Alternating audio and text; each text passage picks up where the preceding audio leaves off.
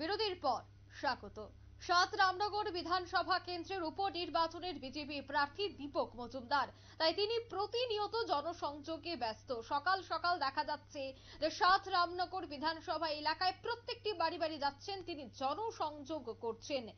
আজ দেখা গেছে অ্যাডভাইজার চৌমুহনী এলাকায় তিনি প্রচার করেন। শুধু প্রার্থী নয়, দেখা গেছে প্রতিটি বাড়িতে যাচ্ছেন কর্মীরাও।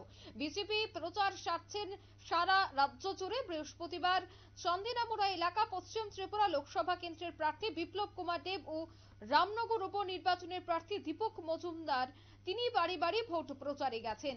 দেখা গেছে 15 নম্বর ওয়ার্ডের কর্পোরেটর নিবাস দাস এবং রামনগর মণ্ডল সভাপতি তাপস কুমার দেব সহ অন্যান্য কর্মী সমর্থকরা এই জনসংযোগ কর্মসূচিতে উপস্থিত ছিলেন। কি বলছেন মেয়র দীপক মজুমদার আজকের এই জনসংযোগ কর্মসূচি থেকে শোনাবো।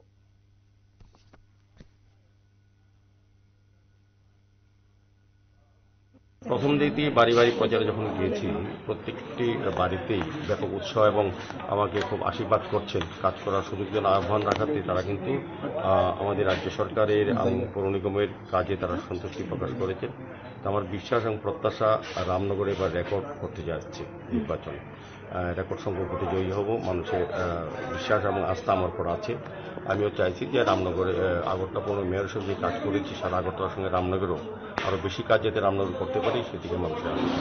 আমি যদি বলি, আপনার এই কেন্দ্রে একদিকে যেরকম সংখ্যালঘুরা রয়েছেন, তেমনি কিন্তু অন্যদিকে জনজাতির লোকজনও রয়েছেন। ভোটটা কতটা টানতে পারবেন আপনাদের দিকে, ভারতীয় জনতা পার্টির দিকে, তাদের ভোটটা? তাদের সংখ্যালঘুদের ভোট আমি বলবো এত বছর দীর্ঘ নির্বাচনে যে ইতিহাস রামনগরে, তার থেকে সবচেয়ে বেশি ভোটে আমি সংখ্যালঘুরা আমাকে সমর্থন করবেন, আশীর্বাদ করবেন, দোয়া করবেন।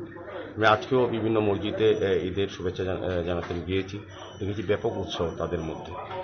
তারা আমার উপর আস্থা রাখছেন, বিশ্বাস রাখছেন। আমিও সারা রামনগরবাসী, শুধু জনজাতি নয়, সংখ্যালঘু সমস্ত অংশের মানুষের কাছে আবেদন রেখেছি আমার উপর আস্থা রাখতে, বিশ্বাস রাখতে। আমি মানুষের উন্নয়নে কাজ করবো, রামনগর উন্নয়নে কাজ করবো। প্রধান বা বিষয় নয়, আমার সারা বছরব্যাপী আমাদের দল এবং আমাদের সরকার রাজ্যের মানুষের উন্নয়নে কাজ করছে। আমরা উন্নয়নের নিরিখে ভোট চাইছি।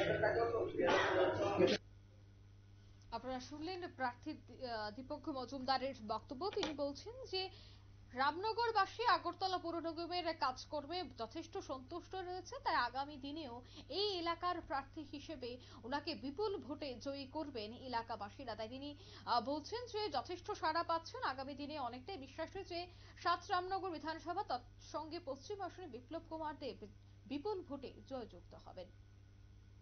নিয়ে নিচ্ছে ছোট্ট একটি বিজ্ঞাপন বিরতি, সঙ্গে থাকুন।